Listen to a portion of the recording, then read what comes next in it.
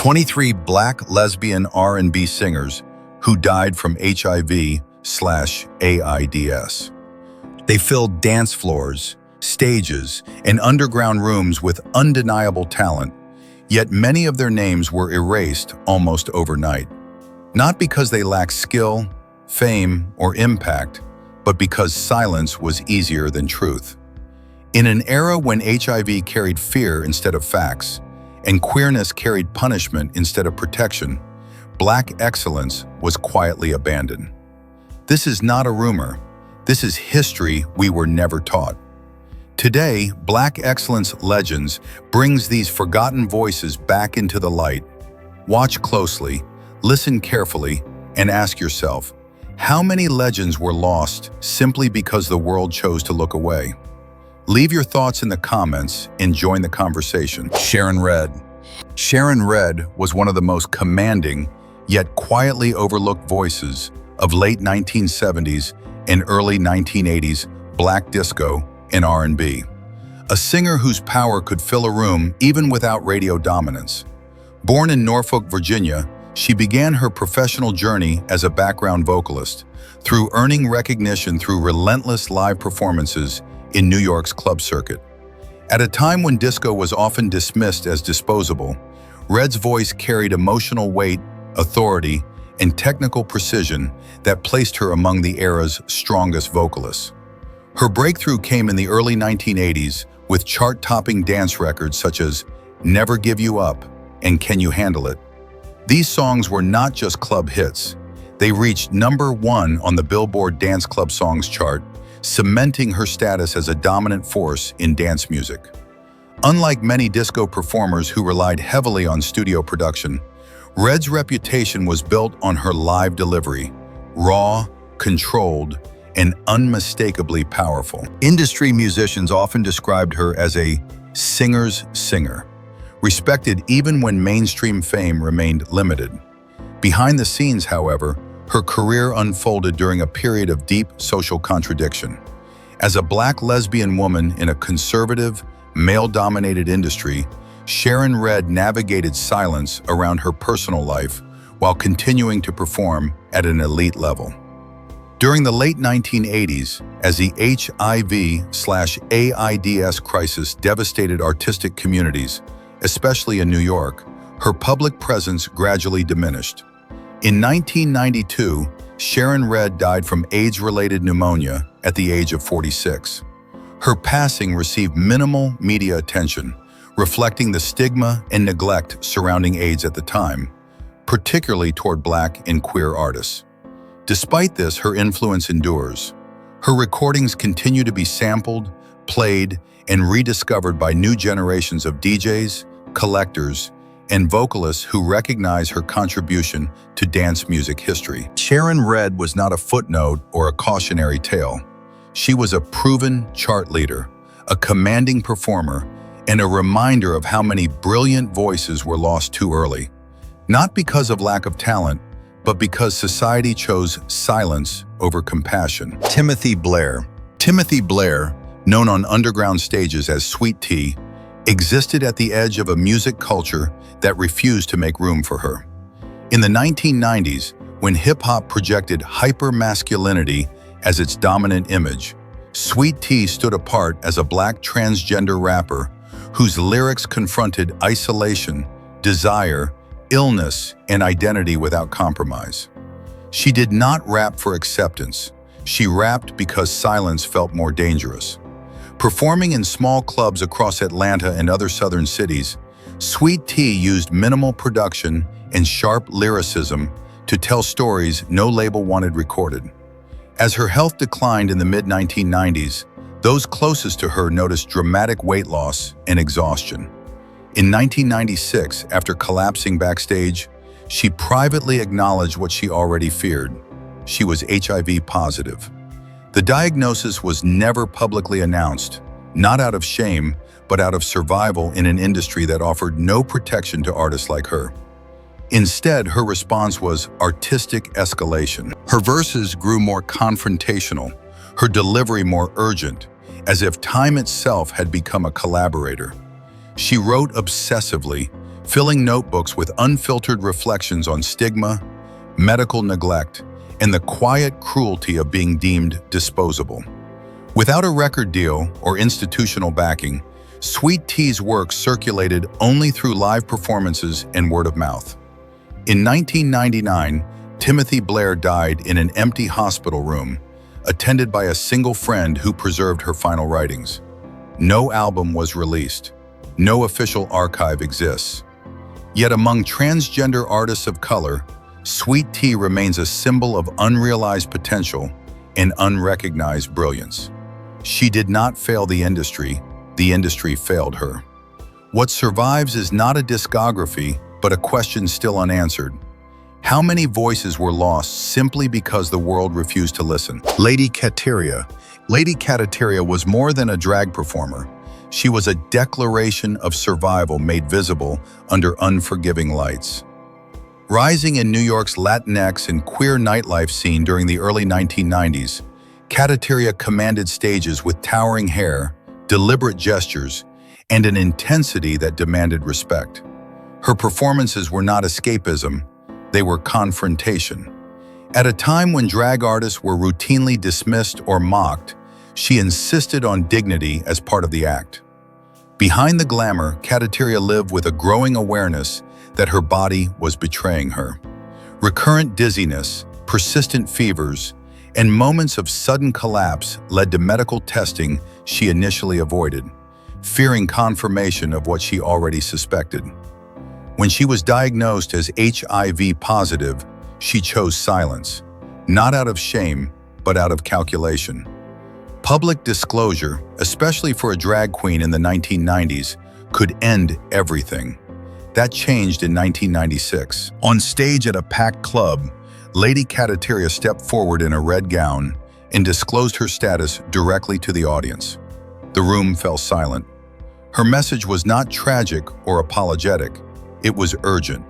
She spoke about younger performers, about fear, and about the cost of silence within marginalized communities. From that moment, her role shifted. She was no longer just an entertainer. She became a symbol of courage. As her health declined, Cateria continued to appear publicly, refusing erasure. In 1999, she died in a hospital serving transgender patients with HIV/AIDS. Her funeral transformed into a historic drag procession through Manhattan's Latinx neighborhood, attended by performers, activists, and community members who recognized what she represented. Lady Cateria did not live long, but she lived audibly. Her legacy is not confined to costumes or performances. It exists in the moment she chose truth over fear, and in every voice that found strength because she spoke first. Prudence, Noanu, Mabel. Prudence, Noanu, Mabel changed history not with celebrity, but with a sentence that shattered silence. In 1992, at a national health conference in South Africa, she stepped forward and publicly declared that she was a Black Zulu woman living with HIV. At a time when fear and misinformation ruled public perception, her words landed like an earthquake. No applause followed, only stunned quiet. Yet that moment redefined what courage looked like in a society conditioned to erase people with the virus. Before becoming an activist, Prudence trained as a nurse. Her diagnosis in the early 1990s cost her that path almost immediately. Once her status became known, she was dismissed from her position and distanced by family members. Doctors urged discretion, suggesting silence as protection. Prudence chose the opposite. She believed that stigma thrived where truth was hidden, and she refused to let shame determine the terms of her life. She went on to found and lead networks that supported women living with HIV, particularly those facing intersecting vulnerabilities, sexual violence, poverty, and gender discrimination. Her advocacy focused on practical outcomes, access to testing, community education, and emotional support for women who had been abandoned after diagnosis. She traveled extensively, speaking in schools, refugee camps, and rural clinics, often using spoken word and song to communicate where medical language failed. As years passed, the physical toll of long-term HIV-related complications gradually weakened her health. Still, Prudence remained publicly present, insisting that survival was not enough if society continued to punish honesty. She died in Johannesburg in 2017, not in obscurity, but surrounded by the women whose lives she had altered. Prudence Noanu Mabel did not ask the world to be comfortable. She demanded it be truthful, and her legacy continues to define HIV activism across the continent. Gracie Cardier. Gracie Cardier's visibility was never accidental. As a Black transgender model and performer working in Los Angeles, she entered an industry that rarely made space for people like her, and she remained there through discipline, professionalism, and a quiet defiance that refused erasure. Her image appeared in fashion shoots in performance spaces not because she conformed, but because she carried herself with an authority that could not be dismissed. Behind the camera, Gracie lived with HIV for more than 2 decades. She learned of her status in the early 2000s after collapsing during preparations for a photo shoot, a moment that forced medical intervention she had long postponed. The diagnosis was delivered clinically, without reassurance. Gracie did not dramatize the moment. Instead, she asked how to continue living fully. That question shaped the rest of her life. Rather than retreat from public view, Gracie used her platform to normalize survival. She wrote, spoke, and posed with intention, presenting an image of strength that countered stereotypes surrounding illness and transgender identity. Her work emphasized continuity, showing that life, beauty, and ambition did not end with a diagnosis. As her immune system weakened in later years, respiratory complications increasingly limited her stamina, yet she continued appearing at community events whenever possible. In 2022, Gracie Cardier died at home, without press coverage or industry retrospectives. On her walls remain photographs she had created to inspire others like her, images that centered dignity over pity. Gracie's legacy is not defined by tragedy, but by persistence. She demonstrated that representation is not about perfection or spectacle.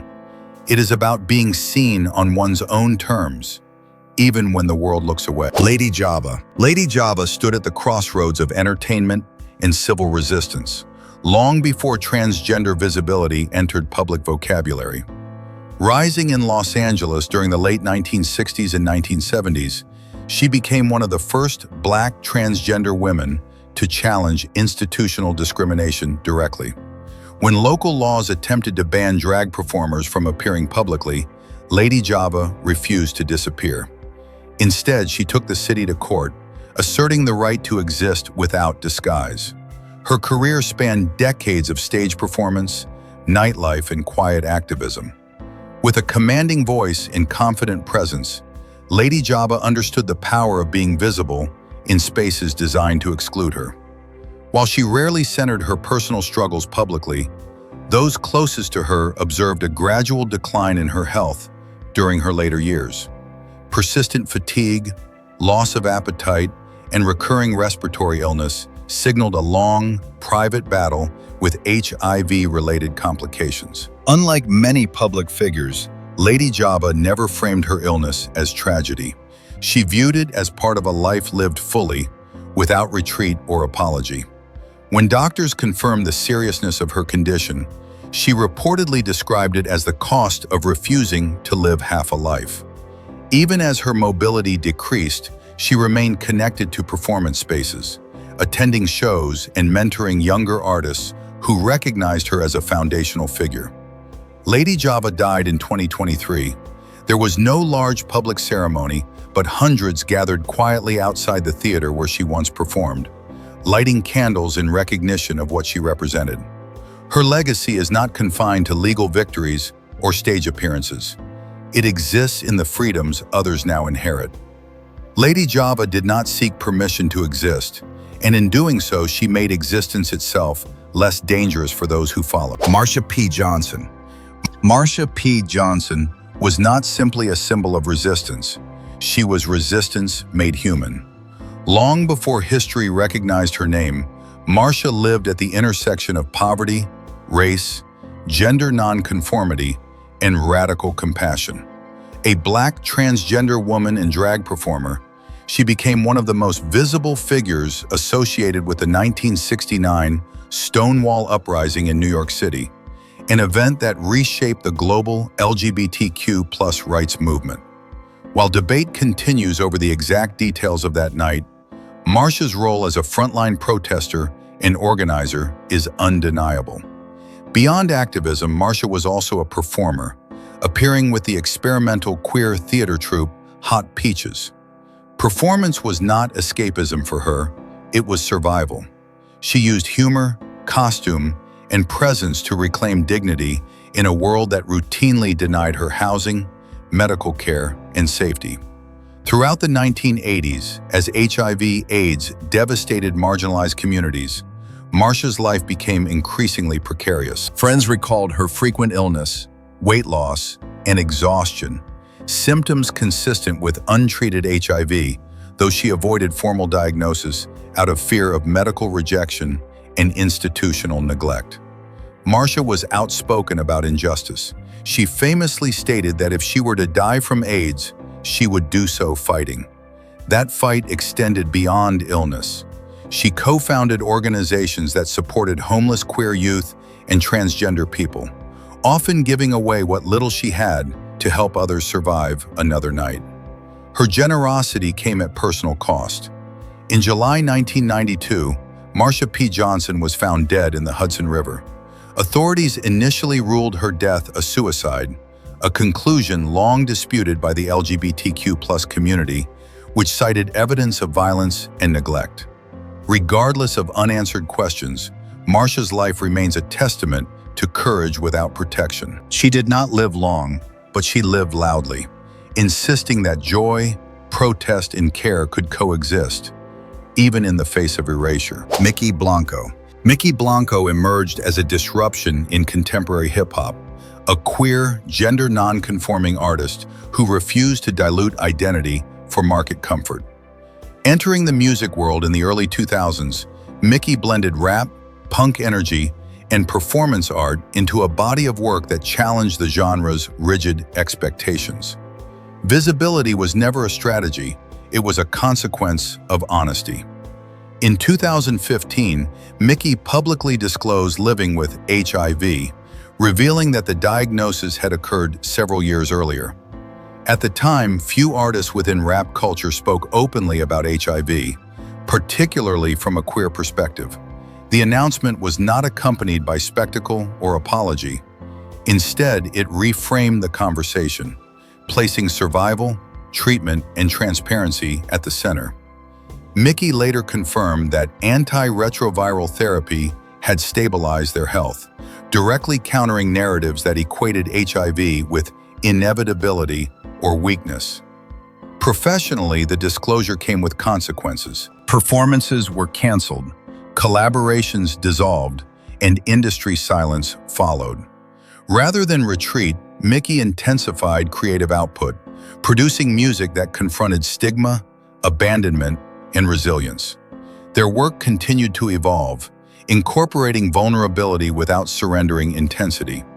HIV was not positioned as tragedy, but as lived reality, managed, named, and refused as a tool of shame. Beyond music, Mickey has spoken openly about mental health, addiction recovery, and the psychological toll of public scrutiny. These conversations expanded their influence beyond art into advocacy, particularly for younger queer audiences seeking representation without sanitization. Mickey Blanco is still alive, still creating, and still challenging assumptions. Their legacy is not defined by diagnosis, but by refusal, the refusal to disappear, to soften truth, or to accept silence as safety. In an industry slow to change, Mickey remains proof that honesty can be its own form of revolution. Tory Cooper. Tory Cooper's voice carries authority not because it is loud, but because it is informed by lived consequence. Once a singer performing on small southern stages, Tory's trajectory shifted when she became one of the most influential transgender HIV activists in the United States. Her work has centered not on abstraction, but on policy, access, and survival for communities historically excluded from care. Tory learned she was HIV positive in the early 2000s during a routine medical visit. The diagnosis arrived without compassion, reinforcing the reality that healthcare systems often treated transgender patients as problems rather than people. Instead of withdrawing, Tory recalibrated. She chose education, organizing, and direct advocacy, teaching transgender women of color how to navigate prevention, treatment, and bureaucratic systems that routinely failed them.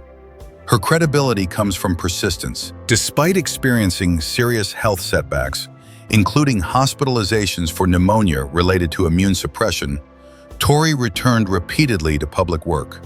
She served as the first openly transgender woman appointed to the U.S. Presidential Advisory Council on HIV/AIDS, where she translated lived experience into policy language. Her message remained consistent. People living with HIV do not spread disease. They spread knowledge, care, and survival. Tory's activism is grounded, practical, and relentless. She does not romanticize struggle, nor does she frame herself as an exception. Instead, she insists on systems that work for everyone. Tory Cooper is still alive, still advocating, and still reshaping what leadership looks like when it is built from endurance rather than privilege. Toshi Reagan. Toshi Reagan's voice was shaped long before she stepped onto a stage. As the daughter of civil rights icon Bernice Johnson Reagan, she grew up surrounded by music that functioned not as entertainment, but as testimony. Folk, gospel, blues, and protest were inseparable in her upbringing, and that foundation defined her artistic direction. Toshi never pursued commercial stardom. She pursued truth, even when it was uncomfortable. As a Black queer musician and composer, Reagan carved a space where storytelling and resistance could coexist. Her work consistently addressed injustice, identity, and collective memory, often blurring the boundaries between concert, sermon, and conversation. In the early 2000s, as she navigated exhaustion and recurring health challenges, it became known within her inner circle that she was living with HIV. The diagnosis did not become a headline or branding tool. Instead, it quietly redirected her creative focus. Rather than centering illness explicitly, Toshi allowed it to inform tone. Her later compositions carry greater gravity, patience, and reflection. During hospital stays, she continued to play guitar and sing for fellow patients, using music as grounding rather than performance. For Toshi, art was not about visibility, it was about presence. She rejected the idea of becoming a symbol, insisting that her role was simply to make sure no one felt abandoned in moments of fear. Reagan's legacy lies in continuity.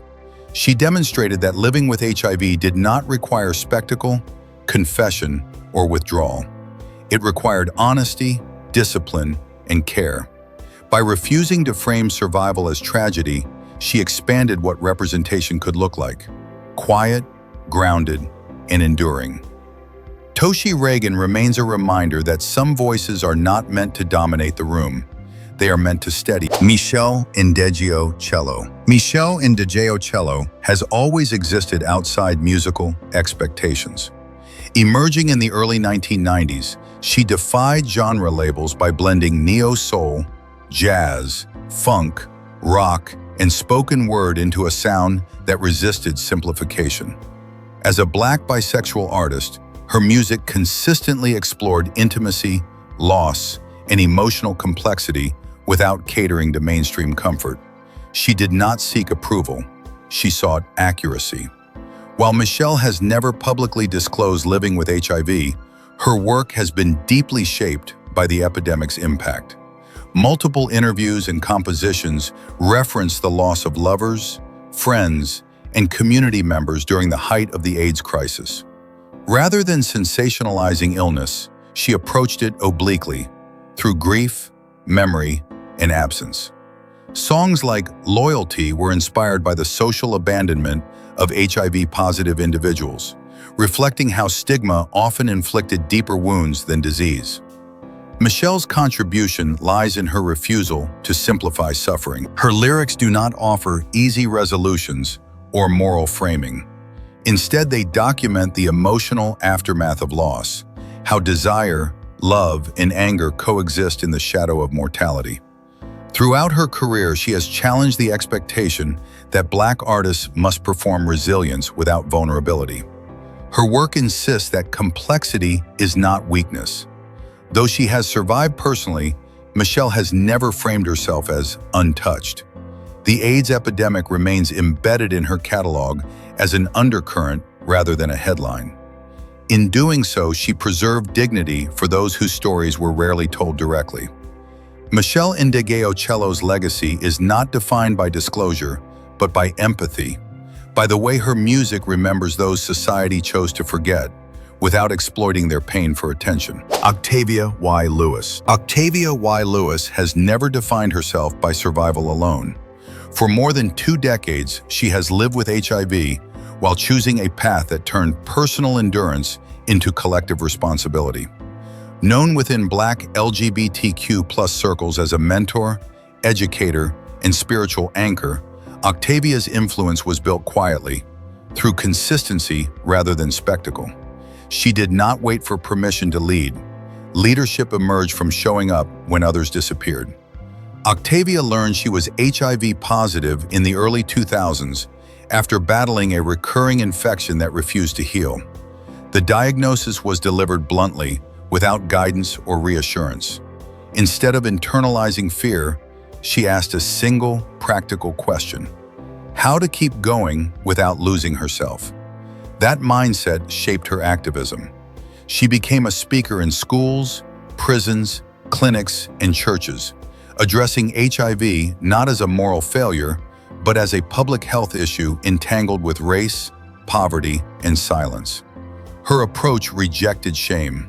Octavia spoke openly about medication adherence, mental fatigue, and the emotional cost of constant vigilance.